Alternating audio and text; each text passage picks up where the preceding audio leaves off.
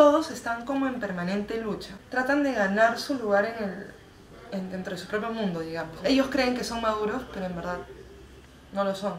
No, hay como un debate. Al menos mi familia me ha dado a mí muchísimas historias, muchos argumentos, muchos conflictos. Yo vengo de una familia muy disfuncional. Algo quizás yo he aprendido de eso que he tenido que vivir en mi propia vida. Entonces, de hecho, mis personajes no son absolutamente autobiográficos o referenciales, pero sí, de hecho, hay mucho de lo que yo he vivido, he escuchado, he sentido. A mí en verdad me fascina lo breve. Las formas breves me emocionan porque siento que es como, te permite ser más preciso, ¿no? Puedo ser más precisa en mi caso, pero también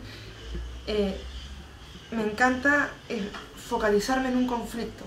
Entonces, si yo tengo un montón de personajes y tengo muchas cosas que pasan al mismo tiempo, no me quedo con quizás una sola imagen.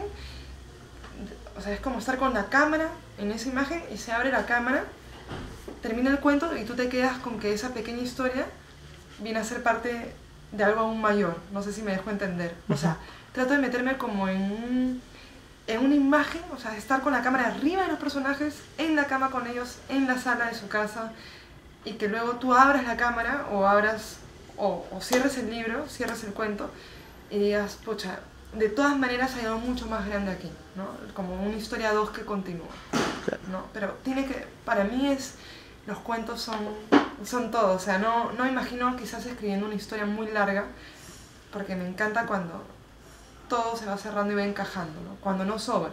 Hay algunos cuentos que podrían dejarte la sensación de un no cierre, que se escapa, pues que se queda en el aire. Esa es la sensación justo de que, ¿qué está pasando acá? ¿No?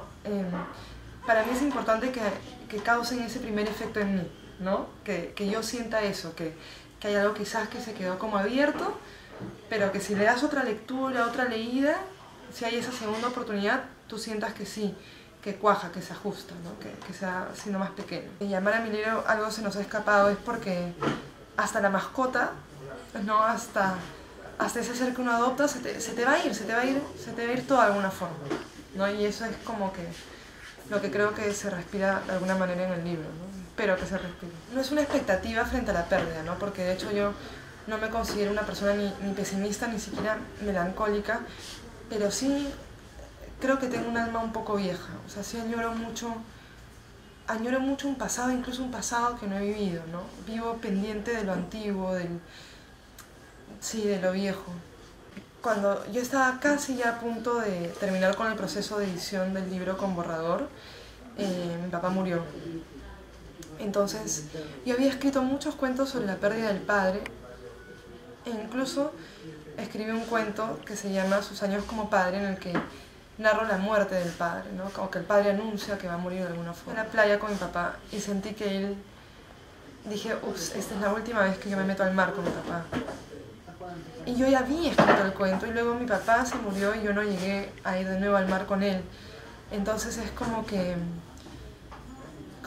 sí, la muerte está muy presente en el libro también porque yo pensaba en mi propia muerte y he pensado también qué sentiría yo si se muriera mi padre, si se muriera la gente que amo. Y me acabó sucediendo. Entonces es como que al final la realidad y la ficción se mezclaron bastante, ¿no? O sea, las pérdidas, ¿no? O sea, la vida se nos escapa todo el tiempo también. Estamos continuamente enfrentados a las pérdidas. No, los muertos de verdad como que nos acompañan siempre, ¿no? Los muertos están ahí. No te digo como fantasmas, sino que tus muertos están contigo. Tú eres la suma de todos tus muertos. No hay forma que no lo sea. Cuando alguien se te muere, si es alguien que has amado mucho, no hay día que no pienses en él. Te decía esto como que de ser joven, pero tener ya un alma vieja. Yo siento que ya he pasado por muchas pérdidas, digamos. No necesariamente las pérdidas son muertes, pero sí he pasado por muchas pérdidas, por muchos dejar ir.